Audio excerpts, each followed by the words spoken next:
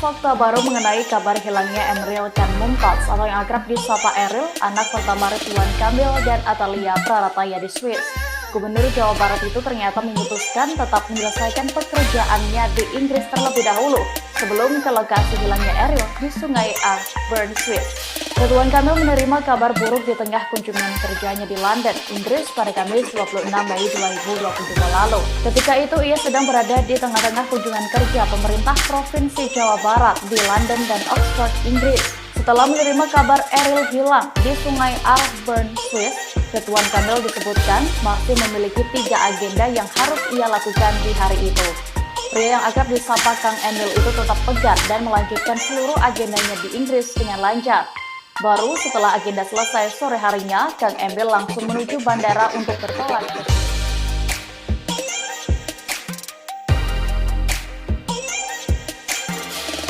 Bapak Ridwan Kamil menjabat sebagai Gubernur Jawa Barat semenjak tahun 2018.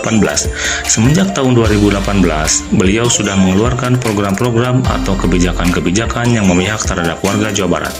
Di antaranya membentuk unit JKR atau Jabar Quick Response dengan tujuan mempercepat penyelesaian aduan dari masyarakat Jawa Barat. Pada tahun 2021, beliau juga dinilai sukses dan efektif menangani COVID-19 di Jawa Barat. Beliau dapat mengikis tingkat kematian dan krisis oksigen di sejumlah rumah sakit rujukan COVID-19. Pada tahun 2022, beliau mengeluarkan program swasta Peduli Duafa. Anak-anak duafa yang bersekolah di swasta tidak perlu membayar sama sekali selama 1-3 tahun. Itulah beberapa program dari sekian banyak program dan kebijakan Bapak Ridwan Kamil yang sesuai dengan nilai-nilai yang berorientasi terhadap pelayanan, yaitu memahami dan memenuhi kebutuhan masyarakat. Ini sudah ada Kang Kamil. Kang, apa kabar Kang? Baik, alhamdulillah pemirsa net yang tercinta. Kang, ini kan maju mundur nih pelantikannya, sempat dimajuin, dimundurin, terus akhirnya pelantikan terjadi juga hari ini. Gimana Kang perasaannya? Ya, kalau Mbak ada di posisi saya, apapun tugas negara kita tuh harus siap. Dimundurin siap, dimajuin siap, saya ikut aja. Ternyata keputusannya dimajukan di tanggal 5 ini. Ya udah, saya dilantik, alhamdulillah.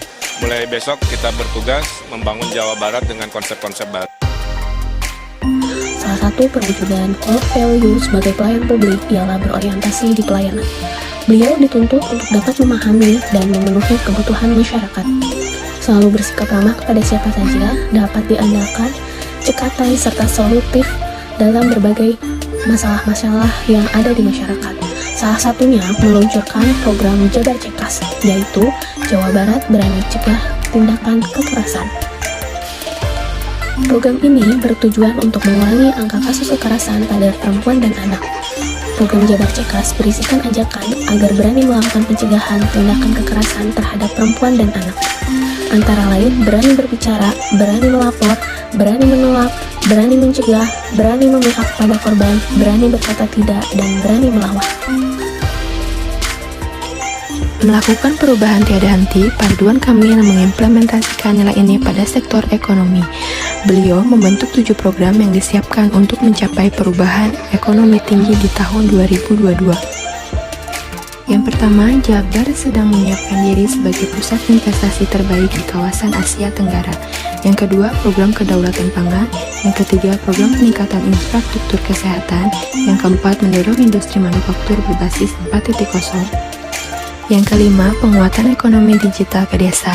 Yang keenam, green ekonomi atau ekonomi hijau.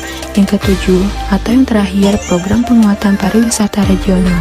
Hal ini menunjukkan Pak Ridwan Kamil mampu mengidentifikasi perubahan di masa depan khususnya di era industri 4.0.